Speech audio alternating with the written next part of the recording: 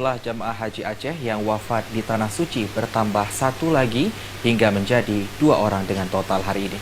Ya, jemaah terakhir yang wafat bernama Marzuki Hussein Hanafiah, alamat Dusun Bagialo, Awe-Awe, Jempabiran.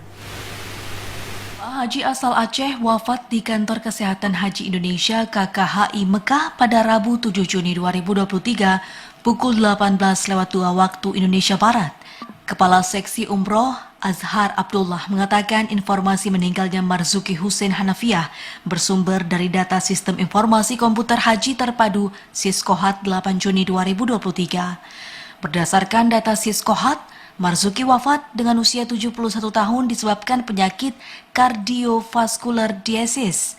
Marzuki berangkat dengan kloter 6 dan sebelumnya pada kloter 4 terdapat 1 orang juga wafat di Rumah Sakit Umum Madinah Al-Munawarah, yaitu Muhammad Yusuf Dade, 71 tahun, warga Banda Sakti, Kota Lok Semawe.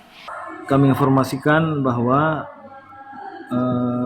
jamaah haji embarkasi Aceh pada tanggal 7 Juni kemarin yang wafat di Tanah Suci bertambah 1 orang jamaah haji atas nama Marzuki Hussein Hanafiah.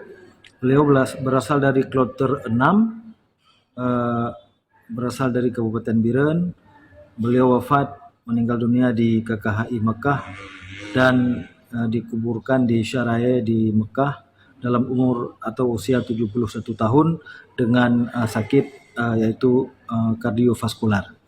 Kita berharap mudah-mudahan beliau bersama 1 orang jamaah sebelumnya yaitu Bapak Muhammad Yusuf Dadah yang telah duluan kembali kepada Allah. Semoga Allah terima ibadah hajinya dan Allah tempatkan beliau berdua di dalam syurga Jannatul Naim.